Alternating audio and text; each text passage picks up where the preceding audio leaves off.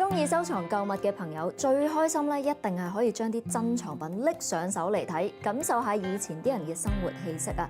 而古董家具咧，除咗靚同埋歷史悠久之外，保存得好嘅話咧，都仲可以繼續拎嚟用㗎。你又有冇興趣感受下100年前嘅生活係點嘅呢？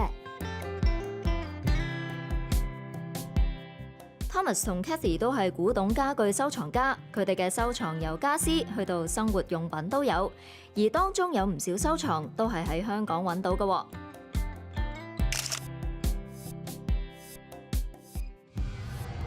Hello Thomas，Hello Cathy， 我見到你呢度咧勁靚，好多好復古嘅家私喺度，係點樣揾翻嚟嘅咧？呢啲家私？其實好多都係我哋慢慢喺香港一件一件咁樣儲嘅，係啦。咁啊有少部分細件嘅物件我哋就旅行嘅時候買咯，但係大嘅家私咧就確實都唔能夠喺外地運翻嚟啦。咁我哋就喺香港用咗幾年時間，慢慢咁樣去搜羅啦。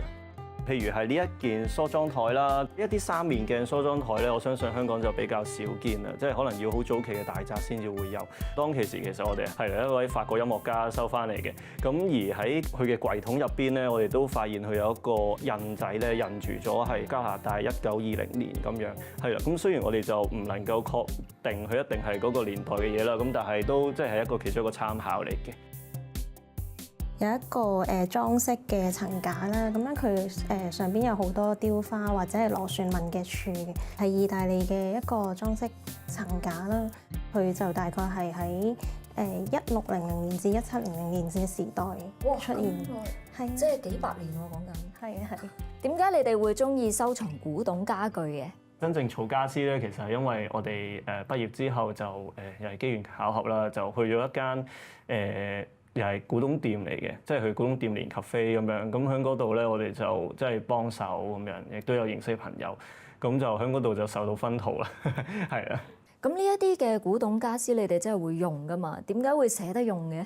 我哋個喜好就係特別中意啲用得嘅嘢，尤其是係好想佢哋係可以融入生活嘅。咁亦都因為咁喺自己嗰個事業度咧，亦都會想將呢啲物件嘅元素去加入去啦。咁就等大家都可以體驗一下其實古董都可以用㗎，亦都其實有一啲好好嘅享受可以帶俾大家。除咗大件嘅家私之外 ，Thomas 同 Cathy 亦都收藏咗啲好得意嘅生活用具啊！以前啲人咧，其實佢哋冇乜太大嘅娛樂啦。咁喺攝影呢一樣嘢出現，有相片呢個物件出現之後咧，咁睇相就變咗係佢哋最大嘅娛樂啦。咁其實佢哋係會做好多唔同嘅工具啦，去俾佢哋可以去用嚟觀賞相片嘅。咁睇下咁就一日咁樣噶啦。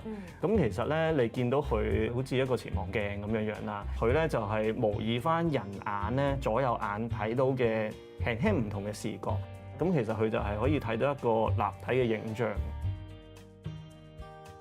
咁而呢一個咧就上邊其實就係一個放大鏡啦，咁佢就係可以俾人喺後邊擺張相，咁樣就去做一個放大效果啦。